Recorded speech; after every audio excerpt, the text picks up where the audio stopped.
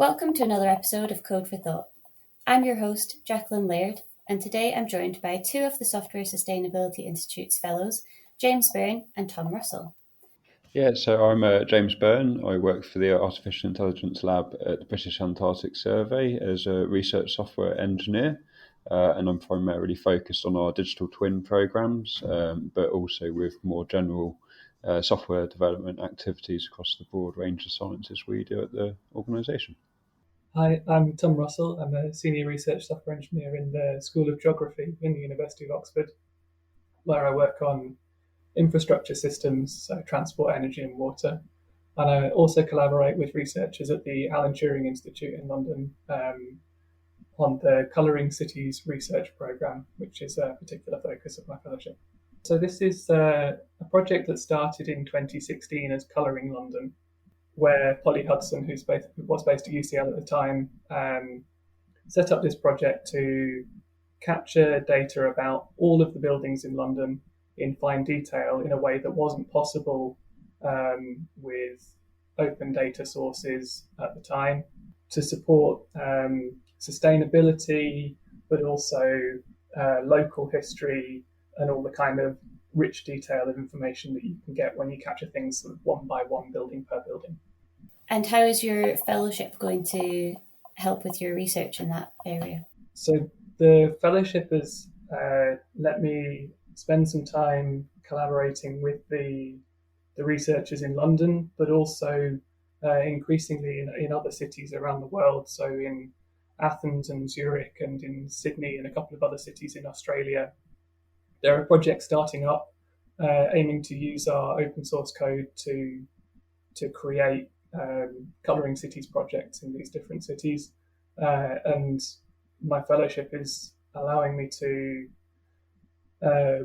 run kind of community building calls with these other researchers and research software engineers to help them get set up with the code, but also bring us together as a little bit of a community working on the same code base and learning from each other about the buildings and the data sets that are available in the different cities and the different angles that different researchers have on the same problem. So the building stock's interesting because you can come at it from lots of different directions. You can look at it from an energy viewpoint in terms of energy demand or consumption.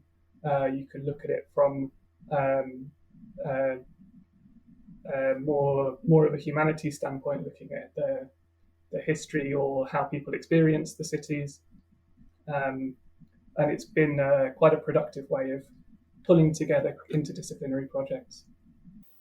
That sounds really interesting. So you're helping to bring all the different groups together, working on the same sort of problems.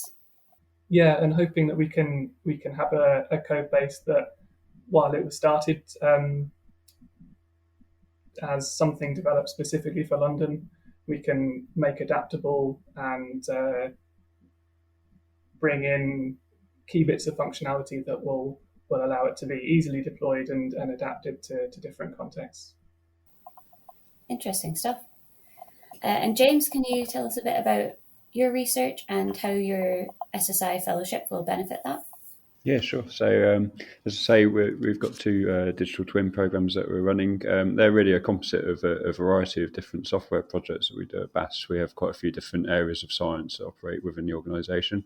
One in particular that I was involved or am involved with is similarly to Tom, a collaboration with the Turing Institute to develop a sea ice forecasting system called IceNet. So that's actually become a key component in a much wider sort of Antarctic digital twin and the digital twin of our Sir David Attenborough research vessel. So these are both ongoing things, and it's all about creating a lot of my research actually is around how we use software sustainably for the sake of system integration, how we develop reusable packages, so much the same as what you were saying, Tom, across all of these groups, even though they've got very heterogeneous physical models that they might be based on, or physical emulators that we might be developing. How do we develop all of that software in a maintainable way and then integrate it in a maintainable way? And I think that really leads on nicely into how the fellowship can help. Actually, is that software development, it might be fair to say, is usually a little bit of an afterthought in research, historically speaking. So it's a really important time for us to acknowledge that research software engineering is a very valid and important activity to creating sustainable platforms that can scale horizontally and vertically. That's where the SSI comes in. It's really important for me and the other software developers and BAS to feel that there's a conduit to a wider community, not only in the polar research domain, but also externally as well. And those are two, the internal and external communities, the two things we're really trying to nurture at the moment. I would ask of Tom, actually, how are you finding it? I mean, it's very early days for me, with my own sort of agenda in the polar science and RSE community, but how are you finding connecting with international communities as well is of particular interest? Yeah, it's still fairly early days for us as well. So it's been a good prompt to engage with the Alan, sort of re-engage from my point of view with the Alan Turing Institute and the researchers there. So I had been paid to do work with them in the past and have kept in touch as a kind of tech lead on the project. But this has kind of given me a bit of a new focus to re-engage. And we've had relatively small kind of development focused calls and been planning how to adapt what we're doing and sort of set it on good footing for other research groups to come in and pick up the code and use it. And we're really in planning stages with the wider group. So there's a bit of a network built up, mainly driven sort of from the research side rather than the research software side. But there's interest sort of as we've been talking to people about adapting the project in different places to understand what research questions we can share and explore, but also how at a technical level we can reuse and sort of accelerate things. So we're at early days with planning the kind of community calls on the technical side.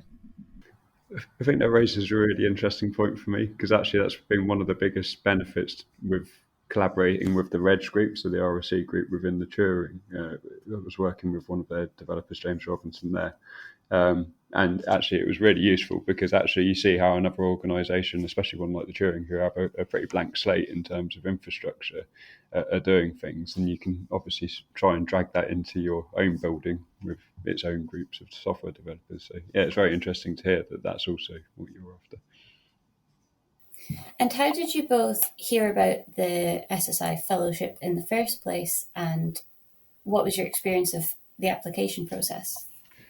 So I forget exactly where I heard of it, but I suspect it was Dr. Beatrix Sharp-Ridley, who's our Director of Innovation. I suspect she mentioned it to me at some point because I've got a vague memory of it. So I applied a year ago because I've worked in a few different roles at BAS, and most recently as a research software engineer. I applied last year. I didn't get in that time, but it was really interesting because actually it starts to change your perspective about what you want to do as a research software engineer. So it was very interesting for me, actually. It sort of set my agenda, and then it then became part of the agenda. So I applied the second time, and I had a much clearer idea about what I would do if I were to get the fellowship. So it was probably time well spent. For me, I think I've been aware of it for a few years. I went to a collaborations workshop a few years ago and met a bunch of SSI fellows, and then realised that they were all fellows in this exciting scheme and working on interesting and various things. This was my first time applying, but it wasn't my first time intending to apply. So I had a couple of false starts where the deadline whooshed past, and actually got it in on time this time. So that's a strong tip for anyone thinking of it. James, do you have any advice for potential applicants? I guess it's, I mean, the thing that I found the most useful was writing a script for the video. The amount of times I recorded, because you do a little 6-minute video, of course, for your application process. I tried to freestyle it probably about a dozen times before I realised that I was on on a losing battle. So I wrote an entire script, and even then I found that I had to do it another dozen times to actually get a recording I liked. So yeah, keep at it, but give yourself as much help as possible. And Tom, any other, apart from paying attention to deadlines, any other advice? I think it can be what you make of it. So looking across the profiles of the different fellows, kind of current and past, there's lots of different approaches that you can take. So I would say don't worry too much about trying to fit some pattern that you think you see. I'm sure there's something in your work that's interesting that you can kind of crystallize some idea around. And I think the variety of it is a real strength.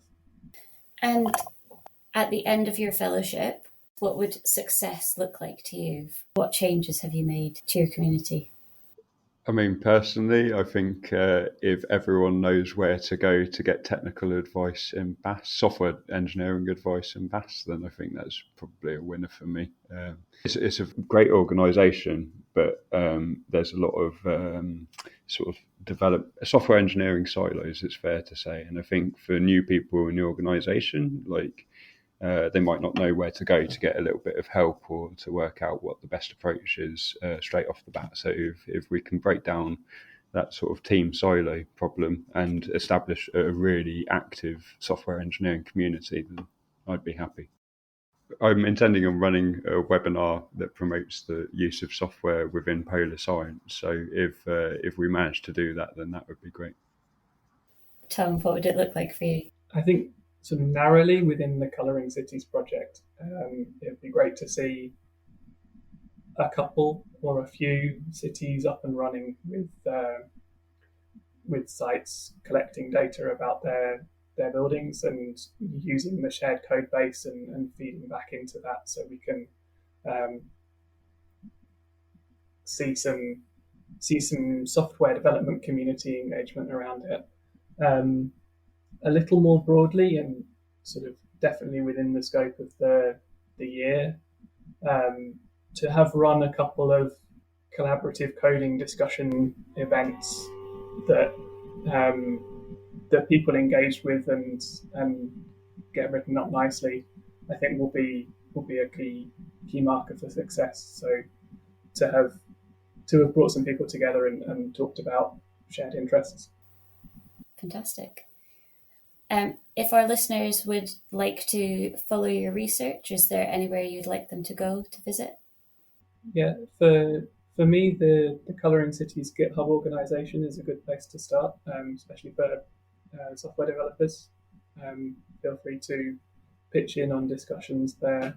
I'm also very happy to be contacted directly. Personally, it's always worth keeping having a look at the SSI profile page for us, for me, because it's got all the links to all GitHubs and whatnot. The best place to keep up to date with British Antarctic Survey activities is of course their website. Specifically, the blog is well worth keeping an eye on, as we'll be blogging an awful lot about our digital twin programs and the like, as well as some of the other scientific activities that are going on. Thank you, James and Tom, for joining us on this episode. Thank you very much. Thanks, Jacqueline, for inviting us. Join in the conversation on Twitter using #CodeForThought. Thanks for listening.